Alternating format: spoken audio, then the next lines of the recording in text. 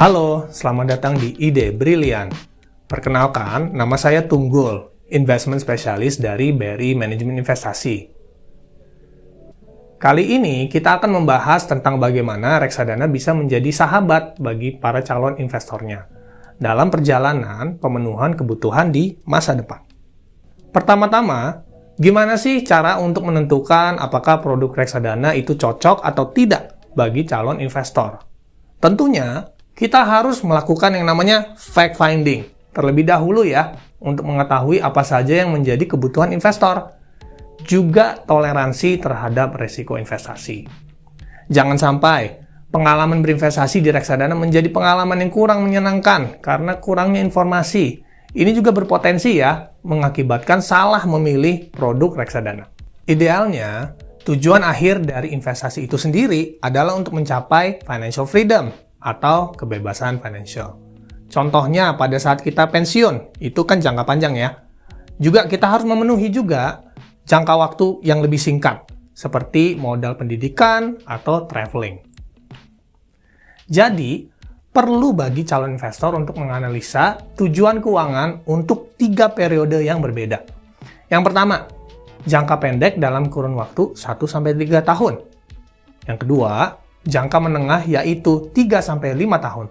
Lalu jangka panjang yaitu di atas 5-10 tahun. Kenapa sih kita perlu mengetahui tujuan dan juga jangka waktu investasi? Nah, ini untuk menentukan strategi investasi yang akan kita gunakan. Juga alokasi aset untuk diinvestasikan di produk investasi tertentu. Nah, produk reksadana juga dibuat sedemikian rupa untuk mencapai berbagai tujuan tersebut. Contohnya, yang pertama, investasi jangka pendek. Nah, ini bisa digunakan untuk tujuan liburan atau membentuk yang namanya dana darurat. Biasanya tenornya itu 1-3 tahun ya, dan sifatnya harus sangat liquid. Ibaratnya ini harus mudah dicairkan. Nah, ini biasanya kita gunakan yang namanya reksadana pasar uang. Contohnya BRI Manajemen Investasi Seruni Pasar Uang, maupun Gamma Steps Pasar Uang. Berikutnya, untuk kebutuhan investasi jangka menengah, contohnya untuk membentuk DP rumah ataupun untuk membentuk dana pendidikan anak, itu rata-rata tenornya 3-5 tahun. Jadi produknya, biasanya kita gunakan produk yang potensi imbal hasilnya itu lebih besar atau optimal, namun resikonya juga lebih terukur ya, lebih moderat cenderung rendah. Ini contohnya seperti reksadana pendapatan tetap atau campuran. Nah, kita di BRI Manajemen Investasi punya produk BRIF atau Balance Regular Income Fund. Produk ini juga mendistribusikan pendapatan bulanan secara rutin dengan syarat yang berlaku ya. Oke, untuk tujuan investasi jangka panjang, nah biasanya ini digunakan, biasanya kita mau membentuk dana pensiun. Dan tenornya biasanya di atas 10 tahun ya.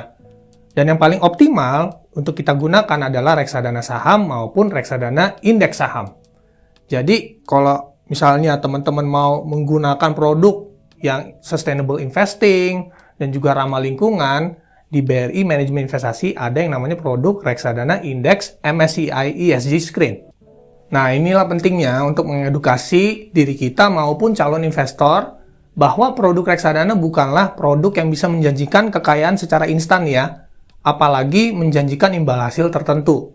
Tetapi membantu mengatur keuangan secara konsisten agar tujuan keuangan di jangka panjang bisa tercapai. Oke, jika sudah teredukasi dan tahu mana instrumen investasi yang sesuai dengan kebutuhan dan tujuan, jangan lupa untuk menceritakan pengalaman investasi ini ke calon investor lain.